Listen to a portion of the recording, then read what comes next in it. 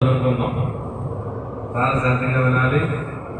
ప్రార్థనలు ఎంత శ్రద్ధగా చేశామో వాక్యం కూడా అంత శ్రద్ధగా వినాలి. మొదటి రాజుల గ్రంథం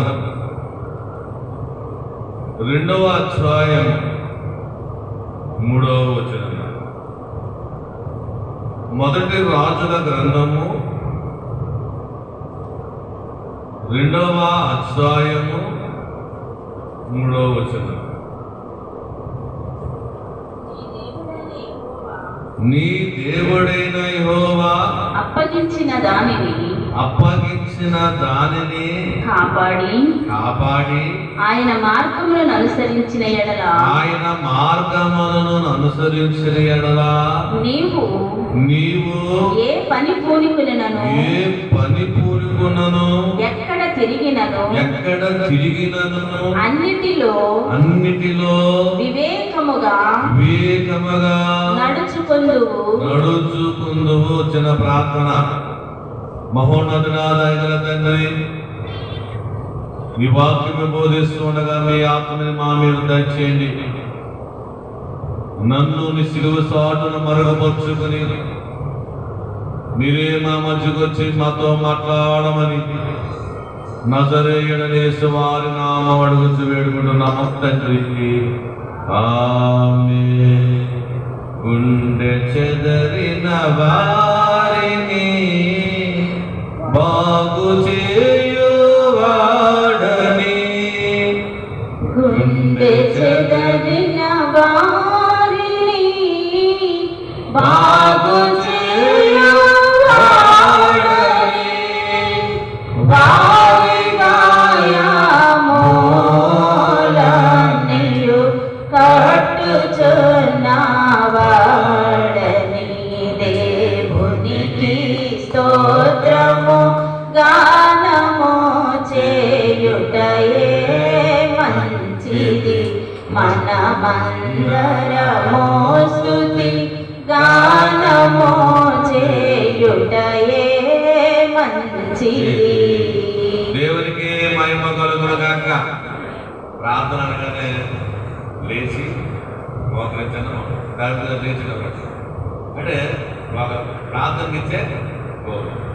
ఎక్కడైనా సరే ప్రార్థన అనగానే మనం ఏం చేయాలి? మోకరించాలి, లేచన్నా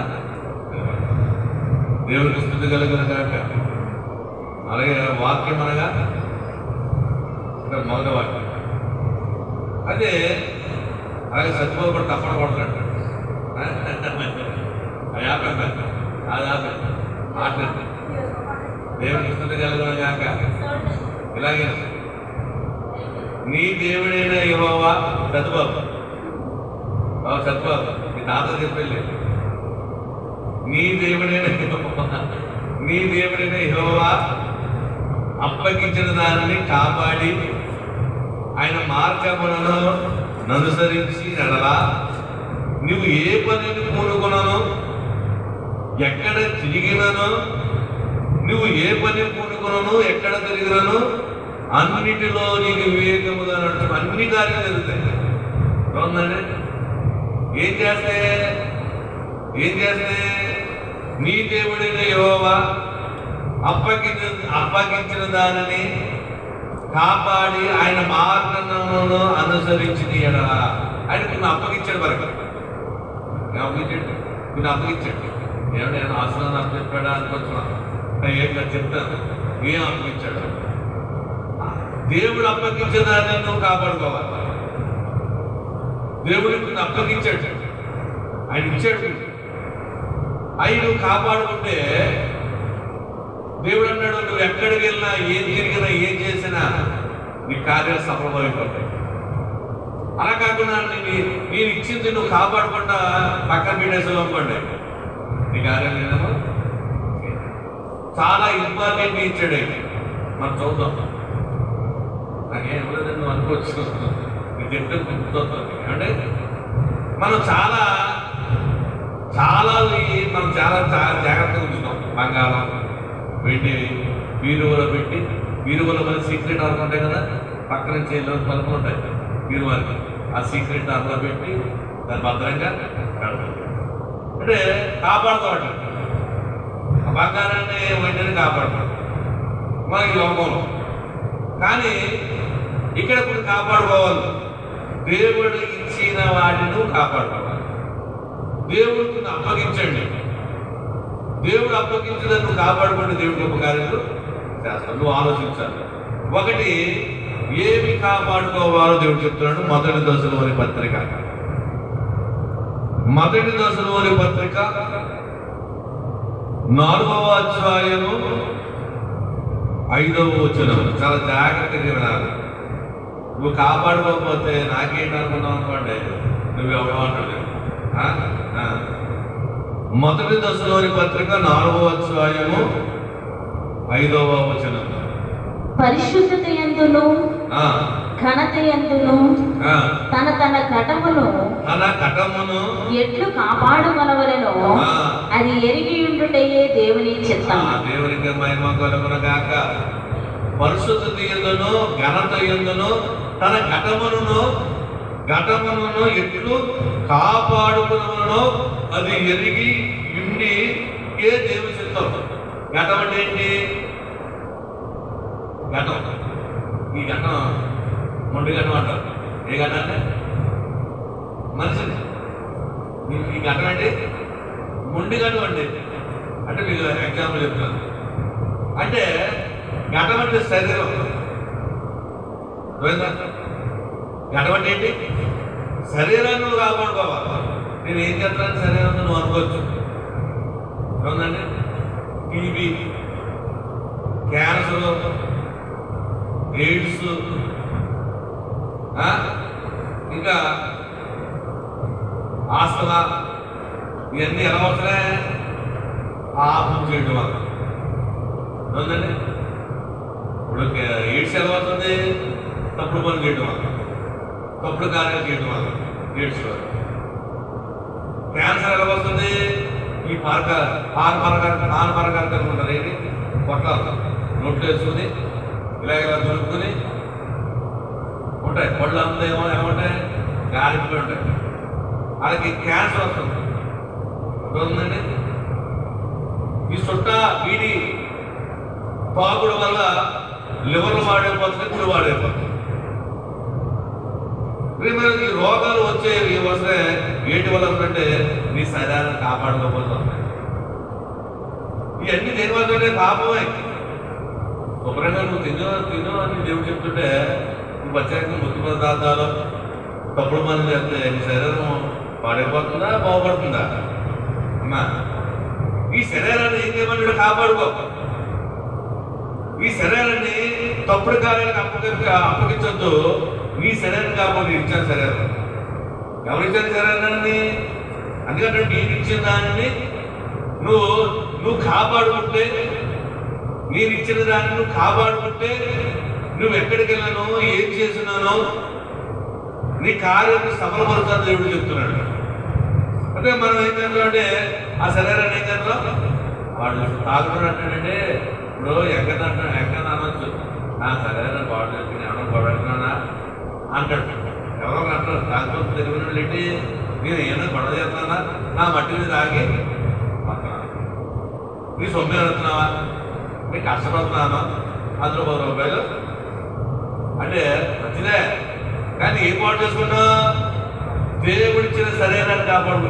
నువ్వు పాడు చేసుకున్నావు. నేను ఇచ్చిన దాన్ని నువ్వు కాపాడుకో. నేను ఈ శరీరాన్ని ఆరోగ్యంగా ఇచ్చాను, ఈ శరీరము పరిశుద్ధిగా ఇచ్చాను, పరిశుద్ధంగా కాపాడు దేవుడు చెప్తా. చూడండి, మొదటి కొరింథీ పత్రిక 6వ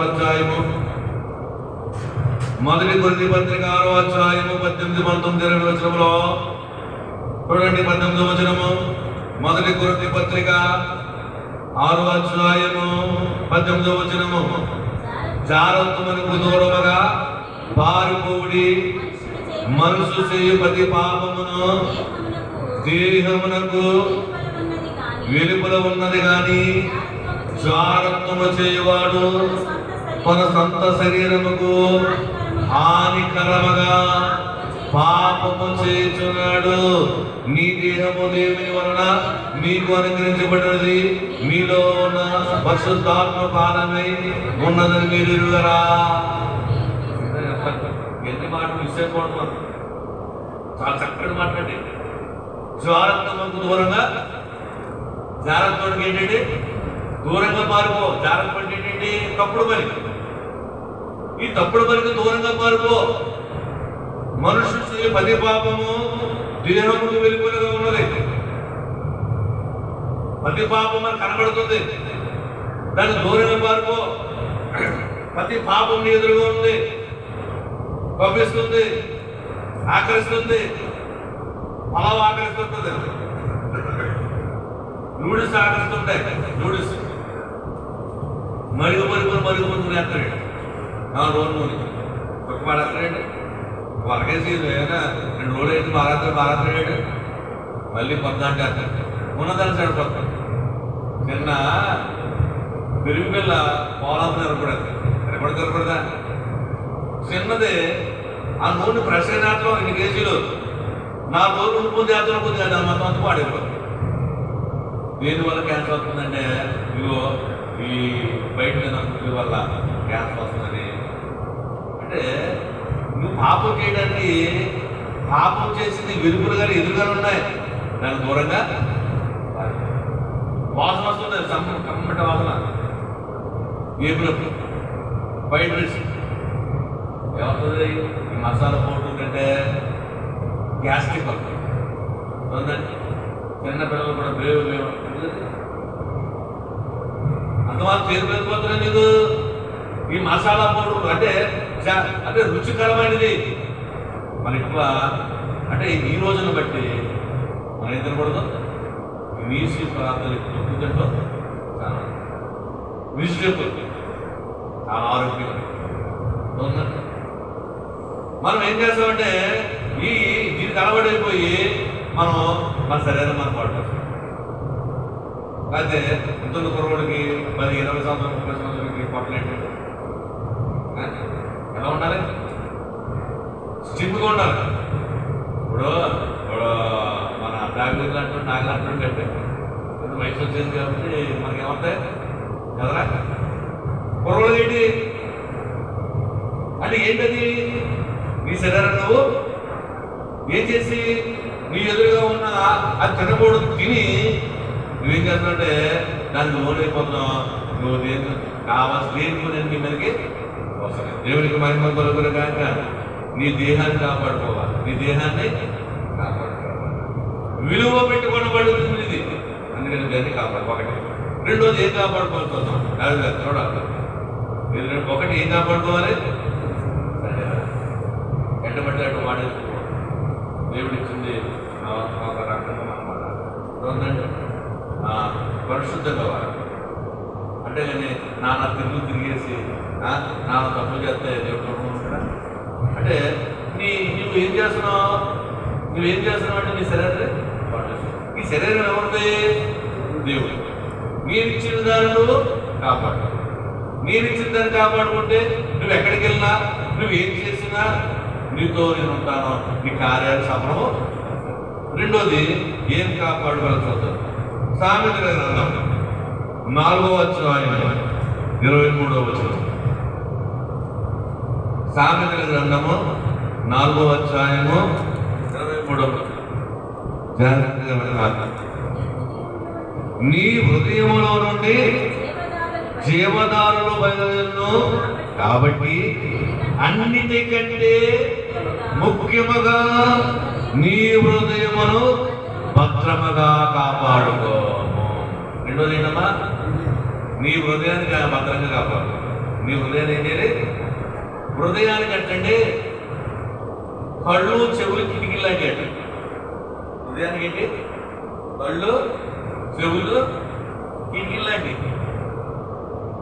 ఏమంటే అవి ఏం చూస్తాయో, అవి ఏముంటాయో అవన్నీ హృదయంలోకి వెళ్ళిపోతాయి.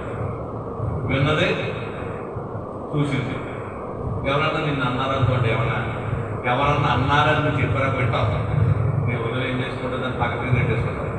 పెట్టుకుంటారు పెట్టుకున్నా అక్కడ ఎవరో చెప్తారు, అబ్బాయి నేను చాలా చక్కగా మాట్లాడుతున్నానండి అంటే వాళ్ళు ఏంటో నలుగురిపోయి కోపానికి దేవుడికి స్తుతి కలుగును కాక, దేవుడికి మహిమ కలుగును కాక. హృదయానికి కిటికీలు ఏంటమ్మా చంద్రబాబు? కళ్ళు, చెవులు. హృదయానికి కిటికీలు. మీ తాత చెప్పి దేవుని స్థుతి కలగదు కాక సరైన పాటలు వేసుకోవద్దని చెప్పు. అర్థమైందా? దేవుని కలగదు కాక మనకి ఇలా చూడాలి. మన హృదయానికి చెవులు, కళ్ళు కిటికీలు లాంటి. ఇది ఏం చూద్దాం అని లోనికి వెళ్ళిపోతాం. అదే తనపుతో ఉంటావు, అదే ఆలోచనతో ఉంటావు. అందుకే కదా దావీదు మోసంలో పడిపోయాడు. అంటే చూడరాదని చూసాడు, స్త్రీ సాధన చేస్తుంటే చూసిన స్త్రీని సొంత ఏమైపు లోకంలోకి వెళ్ళిపోయింది. ఆ ఉదయం ఏం చేసి తప్పు చేసి చూడండి. అందుకని మా అన్నిటికంటే హృదయాన్ని భద్రంగా కాపాడు. చాలా డేంజర్ అది. హృదయము అన్నిటికంటే మోసకరమైనది. హృదయం నేను పాడు చేస్తుంది, ఆ హృదయం నేను పాడు చేసింది. అందుకనే హృదయాన్ని భద్రంగా కాపాడుకున్న దేవుడు చెప్తున్నాడు. దేవుడికి స్తుతి కలుగును గాక. చూడండి, మార్కు సువార్త 7వ అధ్యాయము 20-21 వచనంలో ఆ హృదయం కోసం మాట్లాడుతున్నాడు దేవుడు. యేసు వారు మాట్లాడుతున్న మాట మార్కు సువార్త 7వ అధ్యాయము 20వ వచనము. మార్కు సువార్త మనుషుల లోపల నుండి బయలు వెళ్ళినది మనుషుని అపవిత్రపరచును. లోపల అనగా మనుషుల హృదయములో నుండి దురాలోచనలను, చారత్వములను, దొంగతనములను, నరహత్యలను, వ్యభిచారములను, లోభములను, చెడుతనములను, కృత్రిమములను. ఇవన్నీ ఇప్పుడు ఎలా వద్దాయి భావించే అర్థమండి. ఇవన్నీ ఎట్టి చదువుతుంటే లో నుండి మనుషుల హృదయం నుండి దురాలోచన వస్తుంటాయి. మనుషులు ఎలా అవుతుంటే దురాలోచన గొప్పడిపోదామని, మేడ మీద మేడ కట్టేద్దామని, అంటే దీనికోసం ఏం చేస్తాం? తప్పుడు ఆలోచన, తప్పుడు తలము, అంటే దీనికోసం తప్పు తీయాలి. ఎవరినండి? దురాలోచన అంటే షార్ట్ కట్లు గొప్పడైపోవాలి, షార్ట్ కట్లు నోడైపోవాలని. దానికోసం ఏం చేయాలి? మోసం చేయాలి. దానికోసం చేయాలి బెట్టింగ్ చేయాలి. ఏం చేయాలి? అక్రమంగా వచ్చేయడానికి కూర్చొని కొంతమంది ఏం చేస్తారు సార్? ఫోన్లో బెట్టింగ్లు ఆడతారు. ఏదో వస్తారు, మనకేం తెలియదు. ఫోన్ అందులోనే బ్యాగ్ ఆడతారంట, అందులోనే సెల్ ఫోన్ వేల రూపాయలు, లక్షల రూపాయలు పోగొట్టుకుని ఉన్నాడు. ఒక అమ్మాయి ఇక్కడే భర్త 2 లక్షల సీట్ కార్డు పెడితే ఫోన్ పేలు ఇచ్చిందంట అకౌంట్లో. ఇక్కడ ఆన్లైన్లో ఏదో ఆడేయడంట ఆట. 2 రోజులు పోయింది. ఆ పిల్ల గోల అయ్యారు. ఏమాటమ్మా? అది ఏదో ఆటండి, అది ఏదో ఆటండి. అంటే మనిషి హృదయం వచ్చే దురాలోచన. ఏంటి దురాలోచన? ఏంటి దురాలోచన? ఉన్నవాడు అయిపోవాలి. దేవుడు ఇచ్చింది చాలే అండి, దేవుడు ఇచ్చాడు చాలే అనుకుంటే ఎలా ఉంటుంది? అలాగేనండి దురాలోచన, చారత్వము, దొంగతనాలు కూడా ఎక్కడొస్తాయి. లోన ఆలోచన వాడు ఏమైనా సెలవులు అంటే ఎవరో తెలుసుకుంటాం. ఎవరు లేకపోతే సెలవును ఈ హృదయంలోంచి వచ్చే ప్రతిది కూడా ఏం చేస్తుంది? నేను చెడగొడుతుంటుంది. అందుకనే హృదయాన్ని మాత్రంగా నువ్వు కాపాడుకోవాలి దేవుడు చెప్తున్నాడు. దేవునికి స్తుతి కలుగును గాక, దేవునికి మహిమ కలుగును గాక. నీ హృదయంలోని చెడు చూపులతో చూడకూడదు, చెడు ఆలోచన తిరిగి ఎలా కాపాడుకోవాలి? తప్పుడు ఒకటి తప్పుడు ఏమన్నా చూడకూడదు. తెలపూలో చాలా ఉంటాడు. అయ్యి ఉదయం అదే తర్వాత ఏమిటి? చెడు ఆలోచన రాకూడదు, అంటే దురాలోచన. దేవుడు ఇచ్చిన చాలే అనుకోని తప్ప వేరే ఆలోచన కలిగి ఉంటే ఏమంటావు? దానికోసం మోసాలు చేస్తావు, దానికోసం నరచలు చేస్తాం, దానికోసం రకరకాల ఆహాలు. అందుకనే భద్రంగా కాపాడు. ఏం కాపాడుకోవాలి? కాపాడుకుంటే ఏం చేయాలి? కాపాడుకోండి. ఏం చేయండి? చూడండి, కీర్తన గ్రంథము 119 అధ్యాయము 11వ వచనము. నువ్వు హృదయాన్ని కాపాడుకోవాలంటే ఏం చేయాలి? 119వ కీర్తన 11వ వచనము. నీ ఎదుట నేను పాపము చేయకున్నట్లు నా హృదయములో నీ వాక్యం ఉంచుకుని ఉన్నాను. దావీదు చెప్తున్నాడు. అర్థమంటే నీ హృదయంలోకి చెడు తలంపులు, చెడు ఆలోచనలు, దురాలోచనలు, జాగ్రత్త ఆలోచనలు ఏమి రాకుండా అంటే నీ హృదయం ఏముండాలి? దేవుని వాక్యం ఏముండాలండి? దేవుని వాక్యం నీ హృదయం ఉండిపోతే ఏ ఆలోచన రావట్లేదు. ఏ ఆలోచన, డబ్బు సంపాదన ఆలోచన ఉండదు. ఏంటంటే తప్పుడు ఆలోచన రానవదు, దొంగతని ఆలోచన రానవదు, అబద్ధాలాడని ఆలోచన రానవదు. ఎందుకంటే వాక్యం నీ హృదయం ఉంటా. దేవునికి స్తుతి కలుగును గాక. ఎవరు చెప్తున్నారు ఈ మాట? దావీదు చెప్తున్నాడండి, అనుభూతితో చెప్తున్నాడు. దావీదు గారు అనుభూతితో చెప్తున్నాడు.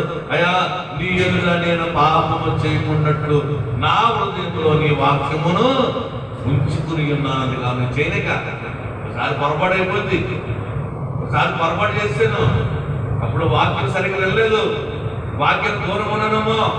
ఇప్పుడు అది నీ వాక్యం నాలో ఉంది. ఏమి చూడలేము, ఏది నాకు కనబడదు. ఆ పాపం అయిపోయినాను చూడండి. దేవుడు అక్కడ దావీదు చెప్తున్నమాట. అందుకనే వాక్యం వినాలి. వాక్యం నీ హృదయంలో పెట్టుకోవాలి.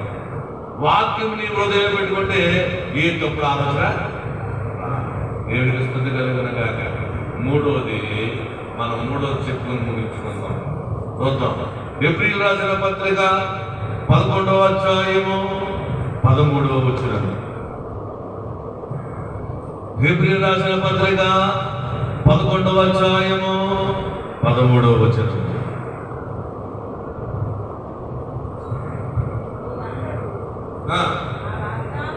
వీరందరూ వాగ్దానము అనుభవించకపోయినను దూరము నుండి చూచి వందనములు చేసి తాము భూమి మీద పరదేశులమని యాత్రికులమై ఉన్నామని అనుకుని విశ్వాసము గలవారే. ఇలా చూడండి. మూడోది ఏం చేయాలండి? విశ్వాసాన్ని కాపాడు. ఇక్కడ వాక్యం చెప్పింది సార్, వాగ్దానములు ఫలము అనుభవించకపోయినాను. నీకు నువ్వు అనుకుంటావు ఆ వాగ్దానం నెరవేరకపోయినాను. ఎలా ఉండాలంట? విశ్వాసం. ఓ వారం చేయలేదు, ఈ నెల చేయలేదు, ఈ సంవత్సరం చేయలేదు, 2 సంవత్సరాలు అయింది నీకు ప్రార్థన పెట్టి చేయలేదు. కానీ ఏమంటారు? విశ్వాసం. విశ్వాసం వీరులు వాగ్దానమును పొందకపోయినను అనుభవించకపోయినను దూరము నుండి చూచి వందనము చేసి తాము భూమి మీద పరదేశులము ఏంటంటే యాత్రికులమై ఉన్నామని విశ్వాసం నిలబడి. ఎవరు అండి ఇక్కడ? యాత్రికులం. ఎవరు మరి ఇక్కడ? పరదేశీయులు.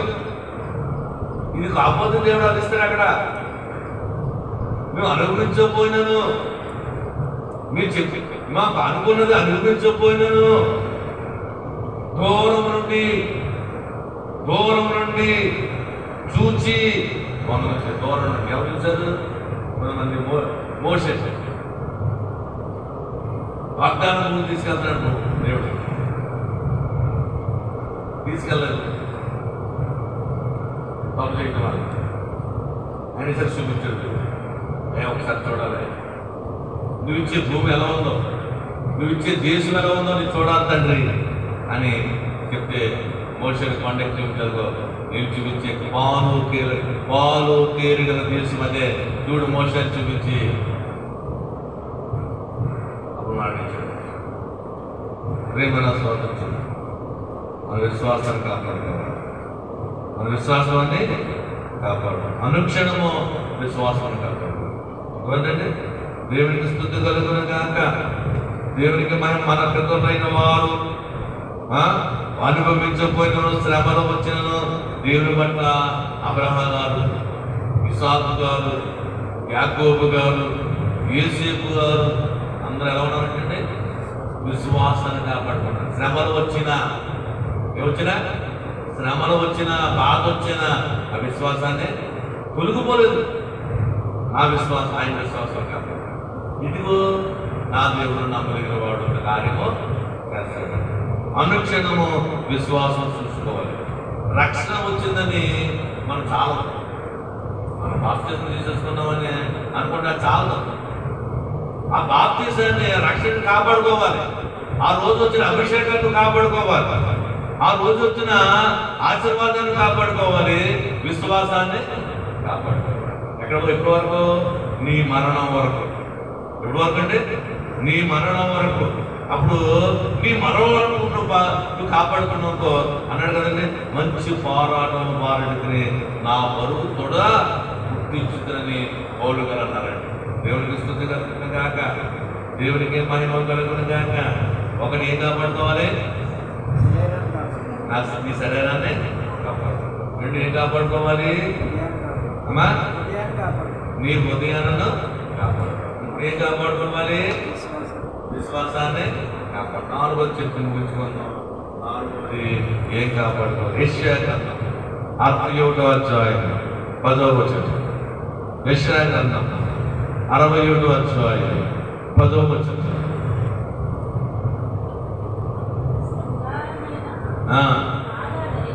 శృంగారమైన పాదాలను ధరించుకొనిన పెళ్లి కుమారుని రీతిగా ఆభరణముతో అలంకరించుకున్న పెళ్లి కుమారుని రీతిగా ఆయన రక్షణ వస్త్రములను నాకు ధరింపజేసి ఉన్నాడు.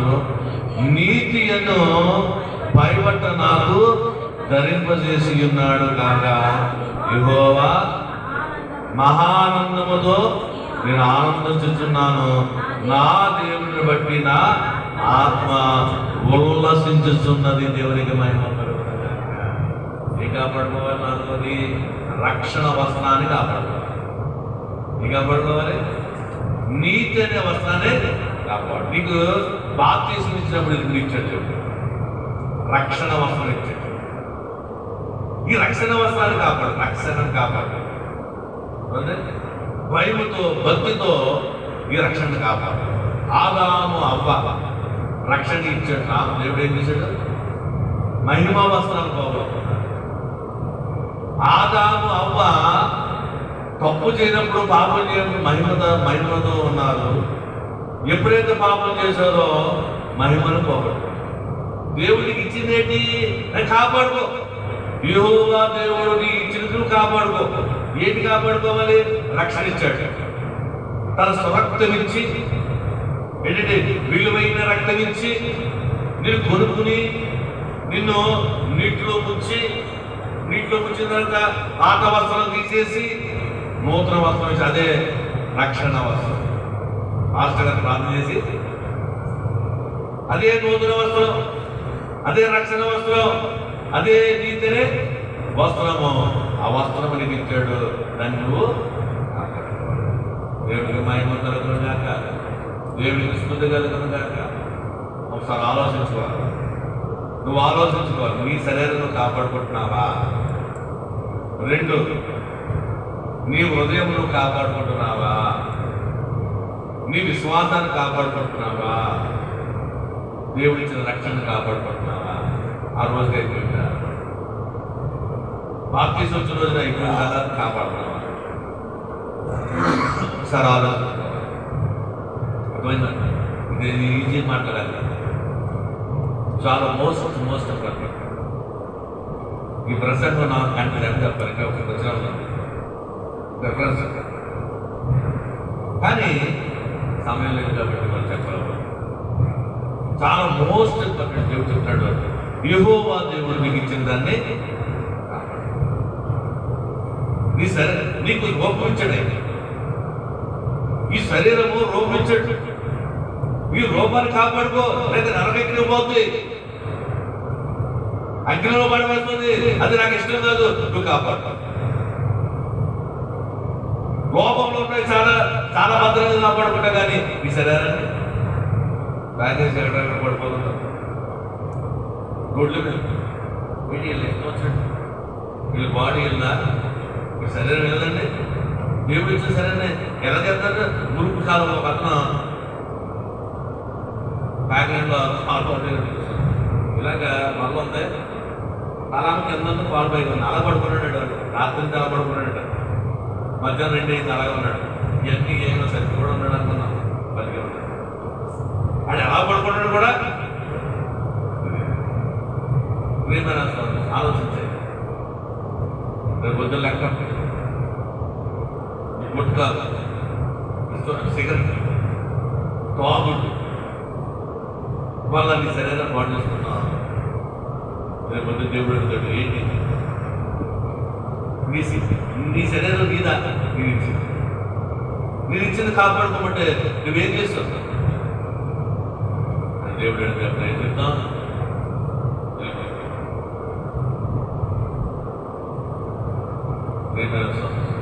విశ్వాసం కాదు రక్షణ ఇచ్చాడు రక్షణ కాదు విరిగీసాడు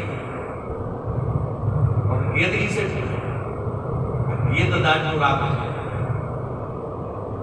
అన్నాడు కదా కంచి కొట్టినట్లు కొట్టవద్దు కంచి కొట్టువాడు పాముతో నువ్వు కంచి దాటంటే కంచి పక్కనే ఉంటుంది పాము సాధన అది కాపాడుకో రక్షణ భాగ్యం నీకు ఇచ్చాడు రక్షణ కంచేసాడు నీ కుటుంబానికి ఈ రక్షణ కంచి దాటి రావద్దు రక్షణ కంచి దాటితే ఎప్పుడు మింగుదామని సాధనగాడు వాళ్ళ చిన్నదే అబద్ధమే ఆడద్దాం ఏమైపోయింది మంచి దొరుకుతుంది అంటే నువ్వేమంటాడు కంచి దాటేసి వచ్చి కంచి దాటేసి వచ్చినట్టు కంచి దాటి వచ్చినట్టే మాము పాడేయడానికి ఆలోచించాలి